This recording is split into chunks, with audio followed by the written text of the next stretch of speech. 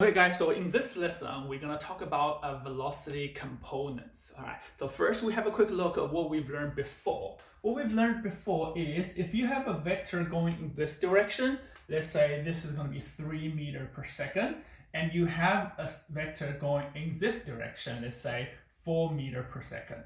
Okay, or it could be 3 Newton, 4 Newton if it's force. So now, if I want to add these two things together, so what I can do is I can use head follow tail. So a 3 going this way can add a 4 going in this direction.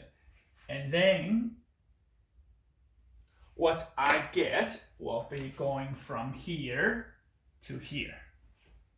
Okay, so the situation we had was the boat was trying to go across, but the water keeps drifting it down. So then together it starts to go sideways like that, head follow tail. Okay, and then we use trigonometry, s3 squared, f4 squared with square root, then you'll get this will become 5 meters per second. Okay, all right, so today we're going to deal with velocity components. So what does that mean? So that means this. If you are going sideways from here to here, right? Basically, you're going in two directions. We can consider that you are going to the right over here. We make a 90 degree, which will 90 degree from there. So now there is a horizontal component. And then if we draw another component, another 90 degree over here, we can make a speed of a vertical direction. So now, if you are going in this direction, not only you are moving to the right, you're moving also upwards, then you end up over here. Okay, so that's velocity component. All right, so if you got a 5 meter going in this direction, that means you're moving 3 meters per second to the east, and then you're also moving at 4 meters per second towards north, and then you end up at northeast over here at 5 meters per second. Okay, so that's velocity component. Okay, so let's look at a question that we're familiar with and see how this works. Okay, let's say here I still got a river. This river is still 20 meters wide. I'm gonna tell you, say, hey, the boat is going in this direction. There is a 60 degree over here. And then the speed is going to be 5 meters, or let's say 6 meters per second. Okay, and then I want to calculate, well, how long does it take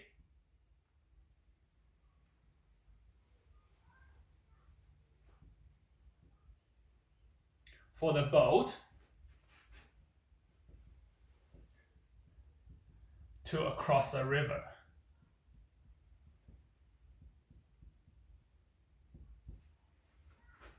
Okay, calculate how long does it take? How long does it take for the boat to cross the river? Okay. So now, let's have a look. So time equals to distance divided by speed.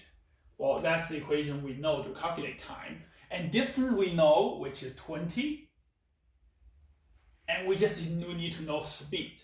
But the speed 6 meters, not all of the 6 meters is going to be used to cross the river. Rather, only some of it is going to be crossing. Some of the speed also making going down the stream. Okay, so what you need to do is you need to draw a rectangle. And to make the speed to have a horizontal component, which is going to make it go down the stream, and then make it have a vertical component going across the stream. So let's call this V cross, and let's say this is V down the stream. So the one across the stream is the one actually going to make it go across. Okay, so now when I draw this, we draw the component with 90 degrees. So then we can calculate use trigonometry. Okay, so first I'm going to calculate over here. So now V cross, so that is 60 degree. That means there is a 30 degree over here. Okay, 30 degree. So I'm going to say cosine 30 degree. That's going to equal to V cross and divided by the total speed, 6. So what is V cross? That equals to cosine 30 degree and time that 6 meters per second. Okay, so we're gonna put this in the calculator.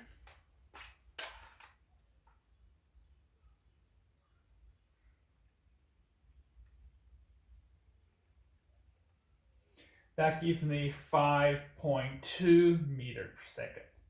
Okay, so this is gonna equal to 5.2 meters per second. Okay, I don't really need this one, but I can just quickly calculate it. So that one, V down, equals to cosine 60 degree and times 6. That'll give me 3 meters per second. Okay, so here, now this equals 3 meters per second. I made this sideways to become 2 components. Okay, and which component going across? That is the one. So I divide by 5.2. Okay, so now I got 20 divided by 5.2. So that will give me 3.8 seconds. So it would take me 3.8 seconds to go across the river. Okay.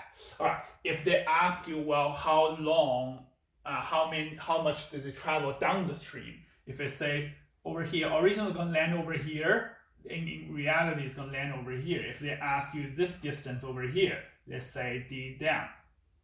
And then you go, well, the horizontal component make it go down the stream. So D down is gonna equal to V down and times time. T. Okay, what is time? 3.8. And then speed is 3. So put that in the calculator. 11.4 meters. So it's gonna land 11.4 meters over here. Okay. All right. So this lesson is very important to know that if you're going sideways, not only you're traveling on the x-axis, you're also traveling in the y-axis, and then you can tell like how long it is. Okay. So if you're learning math, then you will be able to see. Okay, 1, 2, 3, 4. So this 1, 2, 3. If you move from here to here, what you've done is horizontally you've gained 4 and vertically you've gained 3, and that number can be added together to become your diagonal number. Okay. All right, sweet. And that's it for our lesson today. And this is super important for us to learn about projectile motion. So projectile motion is probably one of the most difficult questions in mechanics topic. So in order to do that, you got to understand this really well. If you want to understand this, you got to understand how the 2 components can add to become a diagonal component, and then understanding diagonal can become 2. So then we're going to move on to the next one. Okay. All right, great. Have a great day, guys. So you guys can try all of these vector components equation now. So basically the first page of your homework, you can do that. And then the next lesson, we're going to move on to projectile motion. Okay. All right. Have a great day, guys.